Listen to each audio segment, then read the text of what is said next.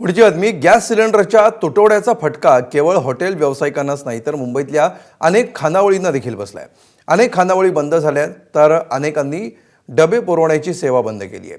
मुंबईची ओळख असलेले डबेवाले मुंबईच्या एका टोकापासून दुसऱ्या टोकापर्यंत डबे पोहोचवायचे, मात्र आता खानावळीच बंद झाल्यामुळे त्यांच्या व्यवसायाला देखील मोठा फटका बसलाय।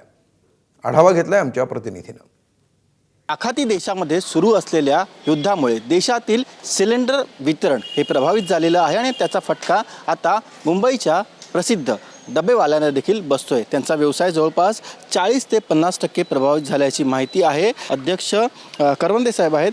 साहेब, तुमच्या व्यवसायाला देखील फटका पडलेला आहे, जवळपास किती टक्के फटका पडलेला आहे आणि कधीपासून हे सगळं सुरू आहे? निश्चितच, कारण की आम्ही डबेवाले घरचे पण जेवण डिलिव्हरी करतो आणि मेसमधून पण करतो। आधी घरचं जेवण ते लोकांना काही प्रॉब्लेम नाही, कारण 8 ते 10 लोकांचं जेवण बनवलं त्याच्यामुळं सिलेंडर भेटून जातो आणि नाही भेटलं तरी इलेक्ट्रिक शेगडीवरती जेवण बनवलं जातं। पण मेसमध्ये सिलेंडर हे गरजेचं आहे। त्या ठिकाणी 40 ते 50 लोकांचं जेवण बनवलं जातं, ते जर बनवायचं बोललं तर त्यांना सिलेंडर भेटत नाही। त्याच्यामुळं आमचे गॅस जे मेसचं जेवण आहे ना त्याच्यावरती आमचा खूप फरक पडलेला आहे, कारण आमचे 70-80 हजार डबे जात होते, त्याच्यामध्ये कमसे कम 30-40 हजार डब्यांचा फरक पडलेला आहे।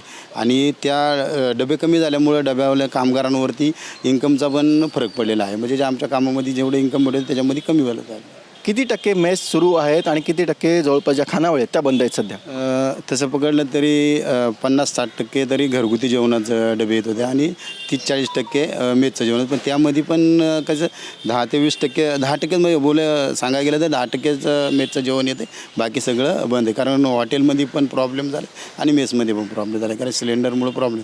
तर सरकारला हेच सांगू इच्छितो की याच्यावरती कुठं काहीतरी थोडंफार लक्ष टाकणं गरजेचं आहे। आमचं केंद्र सरकार आणि राज्य सरकारला निवेदन राहील की हे याच्यावरती लवकरात लवकर पर्याय शोधून सर्वसामान्य किंवा जे व्यावसायिक आहेत यांनासुद्धा काहीतरी दिलासा दिला पाहिजे। हे त्यांनी लवकरात लवकर या संदर्भात निर्णय करावा। जवळपास 30 ते 40% किंवा त्याहून अधिक हा फटका त्यांना बसलेला आहे। त्यामुळे राज्य सरकारने ज्या खानावळी मुंबईमध्ये चाकरमान्यांना जेवण देतात त्यांना जर त्यांना सिलेंडरची सुविधा उपलब्ध करून दिली तर त्यांना जो काही दुष्परिणामांचा सामना सध्या करावा लागतोय तो कमी होईल।